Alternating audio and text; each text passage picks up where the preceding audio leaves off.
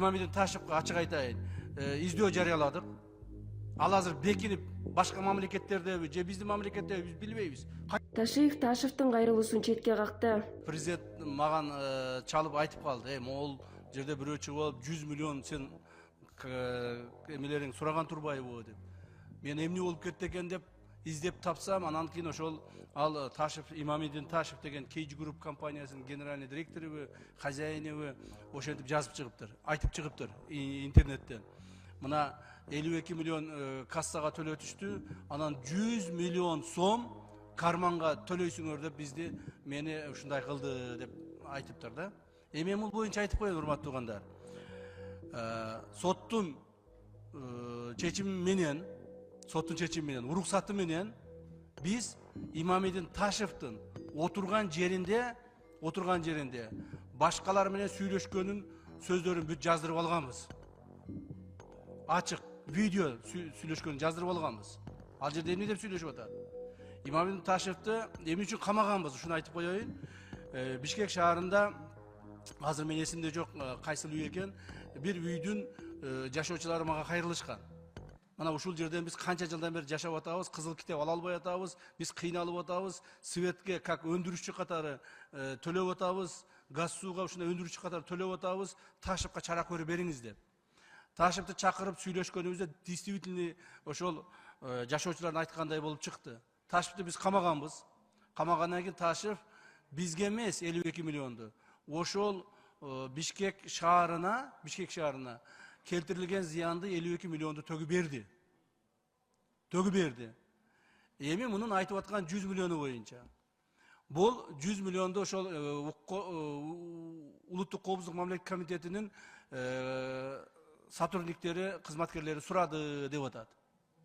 Урматтуу туугандар, мен жана айтып атпаймынбы? Соттун чечиминин негизинде ал ошол СИЗОдо отурган жерден анын сүйлөгөндөрүн биз бүт тарттырып алганбыз. Ал жерде бул Кудайбергенов, баягы Тилекмат Кудайбергенов беле ким эле адам?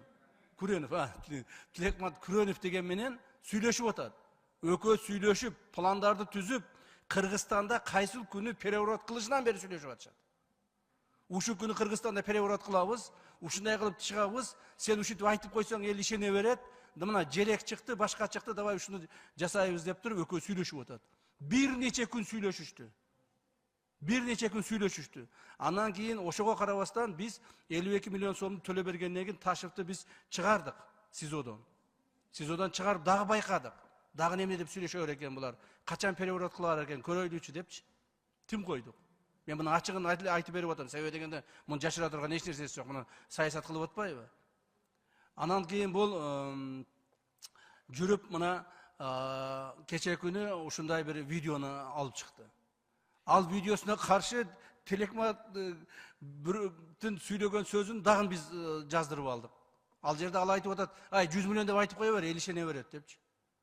Лиш айтып кое бер, эл ишене берет. Ушу айтып элди эле козгой берсен, козгой бер. Бүттү, ишенет деп. Мына бүгүн биз Имамидин Ташевка ачык айтайын, издөө жарыяладык. Ал азыр бекинип башка мамлекеттердеби же биздин мамлекеттеби биз билбейбиз. Качып жүрөт. Биз аны баары бир кармайбыз. Бүгүнбү, эртеңби, бүрсүгүнбү баары бир кармайбыз, жоопко тартабыз. Мамлекетибизде ошол мамлекетте төңкөрүш уюштурууга даярдангандыгы үчүн биз аны жоопко тартабыз. Мына ушул 100 миллионду айтып атасыңар. Биздин кызматкерлерди биз, мына биздин УКМКнын кызматкерлерин былтыр эле жылы 5ке жакын адамды биз 5 кызматкерге тегерегинде жоопко тарттык. Кылмыш жообуна тарттык.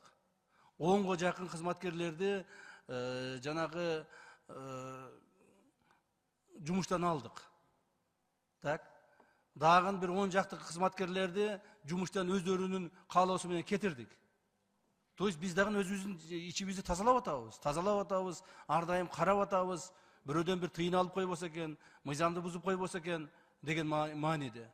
Ал эми бизге төгүп аткан же ККМБга төгүп аткан акчалардын бардыгы счет аркылуу өтөт, мамлекеттин бюджетине кетет. Аны бир да кызматкер же мен же башкабыз көрбөйбүз дагы ал акчаны. Биз цифраны гана мына кагаздан көрөбүз.